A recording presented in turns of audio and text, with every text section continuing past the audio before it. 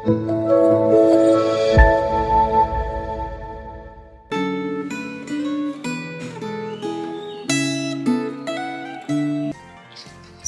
Bapak Ibu Saudara-saudara yang dikasihi Tuhan. Saudara, mari kita sama-sama berdoa sebelum kita merenungkan firman Tuhan. Mari kita berdoa. Ya Tuhan, Engkau Allah yang mengenal kami. Ya Tuhan, Engkau Allah yang baik. Ya Tuhan, Engkau Allah yang berjanji dan Engkau tidak pernah mengingkari janji-Mu bagi setiap kami. Dan kami bersyukur Tuhan, ketika kami boleh menghampiri Tuhan, maka Tuhan, Engkau Allah yang rindu berbicara kepada setiap kami. Ya Tuhan, biarlah hati kami terbuka akan firman Tuhan, dan kami boleh duduk, diam, dan mendengarkan kebenaran firman-Mu. Berbicaralah kepada kami ya Tuhan, sebab kami mendengar. Di dalam nama Tuhan Yesus kami berdoa. Amin. Bapak Ibu, mari kita sama-sama membaca bagian firman Tuhan dari Kejadian pasal yang ke-17. Saya akan membacakan ayat yang pertama, kedua, dan ayat yang ke-7.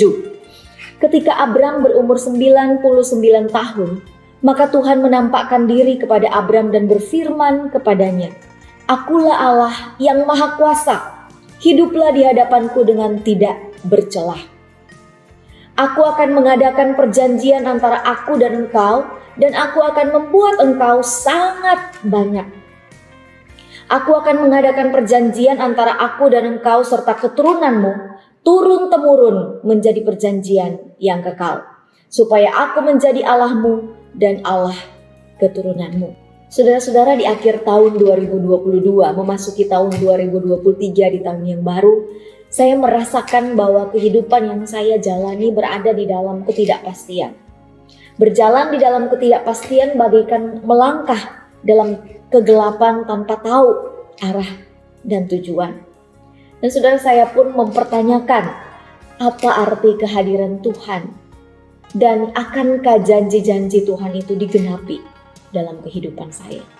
Ada kekhawatiran-kekhawatiran yang saya rasakan yang membuat saya berdiam di dalam kekelaman, kegelapan, dan membuat saya begitu mengkhawatirkan hari-hari yang ada di depan saya. Kalau Tuhan memang hadir, kenapa saya merasa takut? Kalau memang Tuhan ada dan janjinya itu akan selalu Dia tepati, mengapa saya merasa gentar dan kenapa hati ini merasa kosong? Saudara-saudara, kemudian saya membaca bagian firman Tuhan dari Kejadian 17 tentang kisah Abraham. Saudara-saudara, di masa tuanya, di usia 99 tahun, Abraham masih tetap menerima janji yang sama dari Allah. Allah itu berjanji akan memberkati Abraham dan memberikan dia keturunan menjadi bangsa. Bahkan Allah berjanji keturunannya akan menjadi raja-raja. Tapi apakah janji itu sudah digenapi, sudah dilihat, sudah diterima oleh Abraham? Belum, saudara. Tetapi Abraham menerima janji itu dengan iman. Dan dia bersujud di hadapan Allah yang Maha Kuasa itu. Saudara-saudara, terkadang dalam kehidupan kita, seringkali kita merasa takut. Seringkali kita melihat bahwa kehidupan yang kita jalani tidak seperti apa yang kita harapkan. Bahkan janji-janji Allah belum rasanya kita terima di dalam kehidupan kita tiap-tiap hari. Tapi saudara-saudara, Tuhan senantiasa memberikan rancangan damai sejahtera bagi saudara dan saya. Dan saudara-saudara, Abraham mungkin belum melihat akan apa yang dijanjikan Tuhan itu terjadi dalam kehidupannya. Tapi dengan iman dia sudah menerimanya. Dan hari ini saudara dan saya adalah buktinya bahwa apa yang dipercaya oleh Abraham tidak pernah sia-sia. Dan janji Tuhan selalu digenapi. Tidak pernah Tuhan mengingkari janjinya. Terkadang saudara-saudara, yang perlu kita lakukan hanyalah percaya dan tidak pernah berhenti percaya akan janji Allah dalam kehidupan saudara dan saya.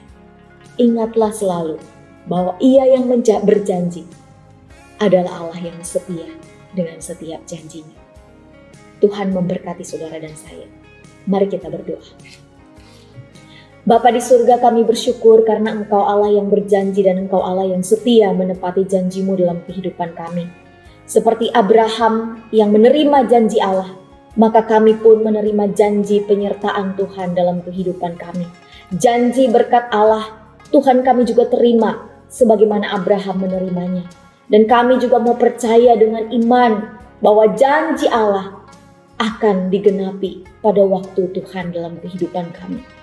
Tuhan berkati kami supaya kami boleh terus teguh memegang iman kami kepada Tuhan. Apapun yang terjadi dalam kehidupan kami, sekalipun di tengah bahaya, sekalipun di tengah sakit, sekalipun di dalam segala ketidakberdayaan kami, Tuhan, kami mau terus berpegang dan berharap kepada Tuhan yang berjanji dan kepada Tuhan yang setia, kepada Allah yang Maha Kuasa.